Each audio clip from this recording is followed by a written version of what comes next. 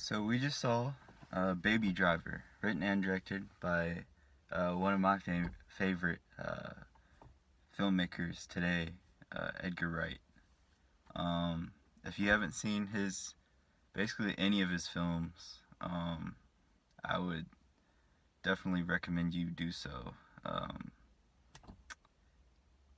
Basically, his filmography is so diversified that it's crazy that he can just do all the things that he does. Hot Fuzz um, has a car sequence in it that I really think transitioned into uh, the scale of this film really well. It's just one car sequence, but it's used comedically in that film.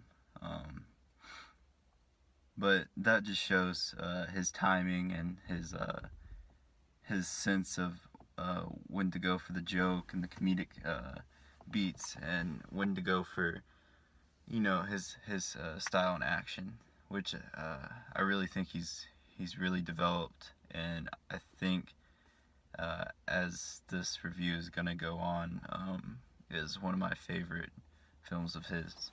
Um, then of course there's Shaun of the Dead, uh, which has some a duo in it, and you get some buddy banter back and forth, and I think that transitioned into the dialogue, the quippy, witty dialogue that he's kind of known for. Not as dense as like a Aaron Sorkin sort, but that's more of his dialogue is utilized to almost um, drag along the narrative, and the story is hidden within the dialogue he writes. But this is more quippy, and you have to keep up, and the dialogue kind of develops the characters as well, which I enjoy a lot. But basically, you can get that real sense in Shaun of the Dead as well, and you have uh, what's his name? Oh well, I'm gonna regret that. Okay, and then you have Scott Pilgrim versus the World, which the action aspects and the comedic aspects um, coalesce very well, and they mesh very well, basically, in that film. And it's very unique. You have the gaming world, and I think that film and this film really competes in my head right now, and it's hard to choose. I haven't seen The World's End, but I will definitely check it out. And then all of a sudden you get down to Adventures of Tintin, which is crazy. So you see how diversified his filmography is. Um, I just think he's overall a master of visual comedy. Um, and it's unfortunate that the Ant-Man situation happened. Um, but apparently that unfortunate mishap led to this film, which it's a pretty good silver lining if I've ever seen one. What else? So basically, I was really interested in seeing this film because of the premise. So basically, from the trailers at least, I got the sense of they marketed it that the baby character, he has whatever the symptom is, where he's got the constant nuisance of having the hum in his drum, basically. And I was really interested in how they're going to use uh, the music to match the tone of the film throughout. Um, and then I wanted to see, the quippy, the comedic elements as well.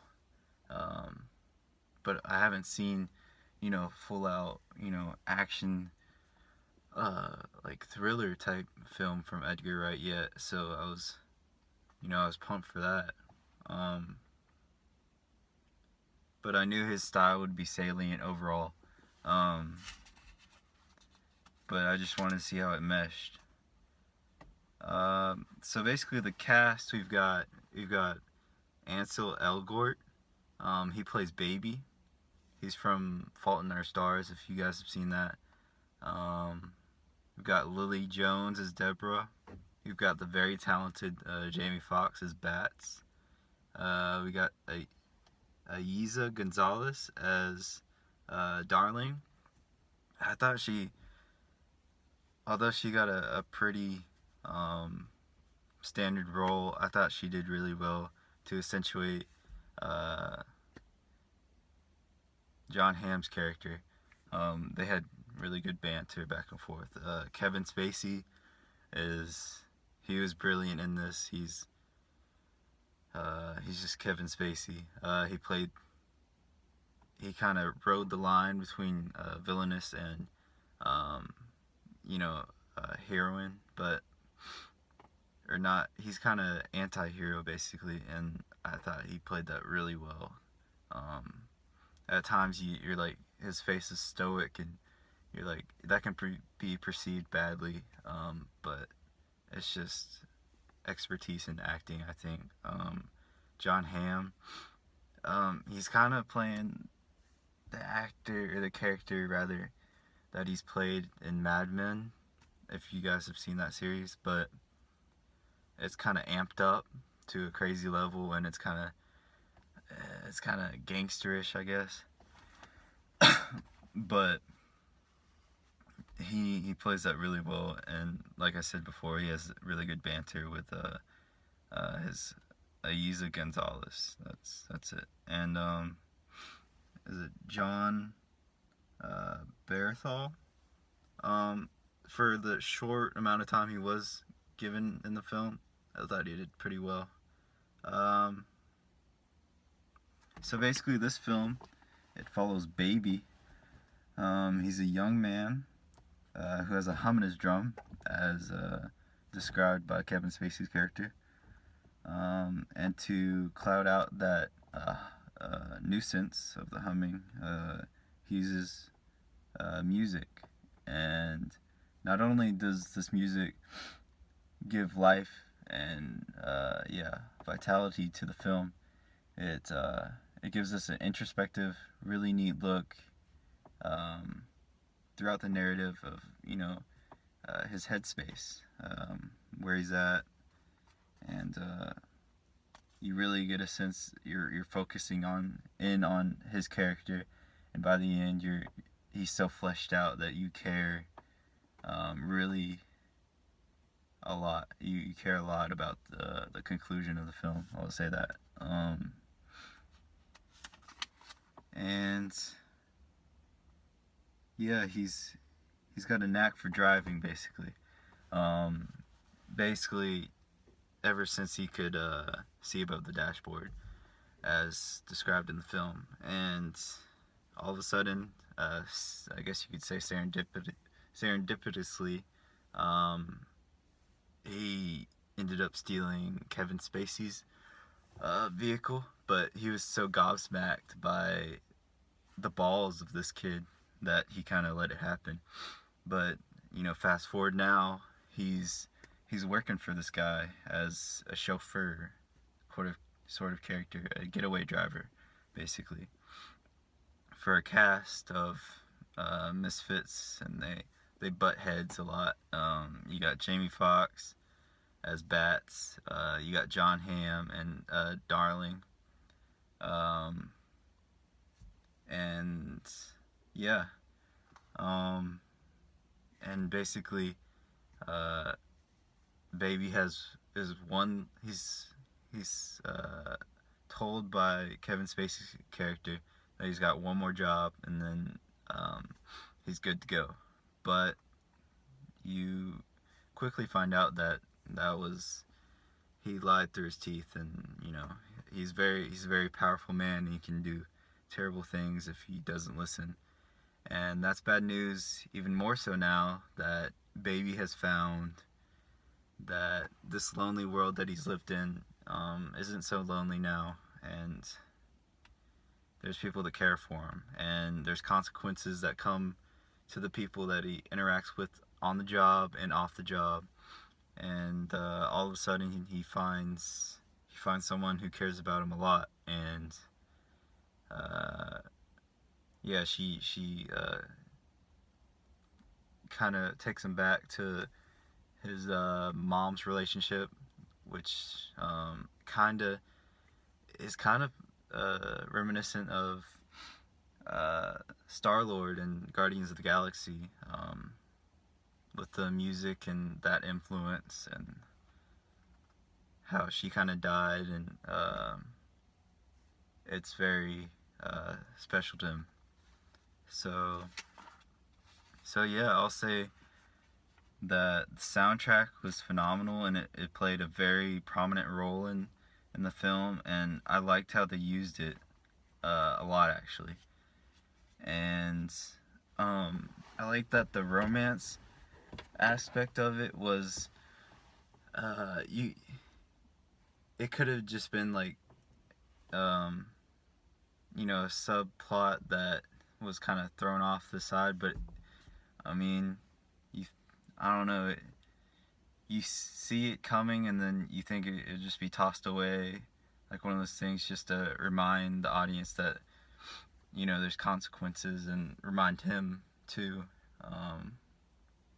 But it builds, and they collide, and once they do collide, everything else, everyone has secrets, and they arise, and everything comes to a head. I like It was just brilliant writing to just develop these characters enough to have us care about the climax to it all. Every death is heartbreaking, and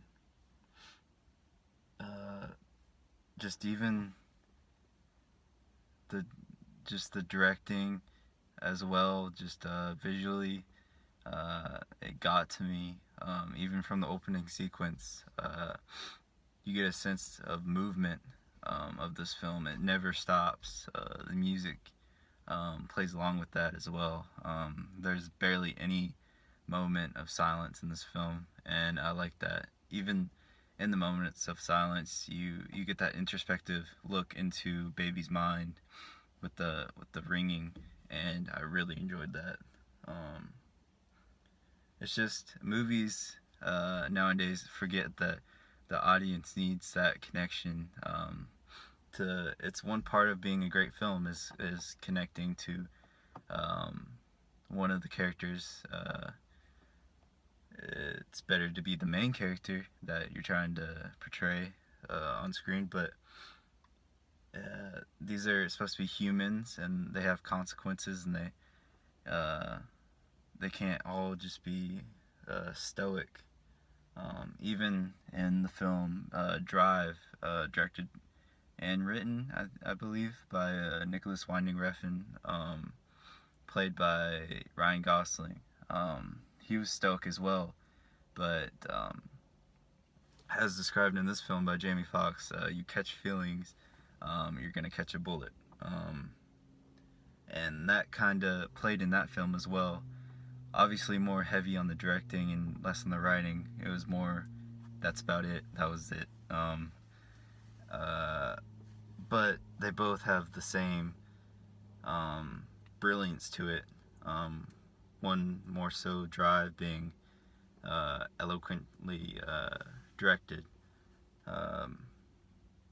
But we need more films like this that connect the audience in a unique way. You don't have to force it on us for us to join in with the world that you create. So yeah, I really enjoyed this film. I think it's one of the best I've seen so far this year, and I was disappointed I didn't see more faces in the theater. But The performances were great, soundtrack great. It just, everything hit on all cylinders, and I'm proud to say I saw this film. I'm gonna have to give it an A, and go see it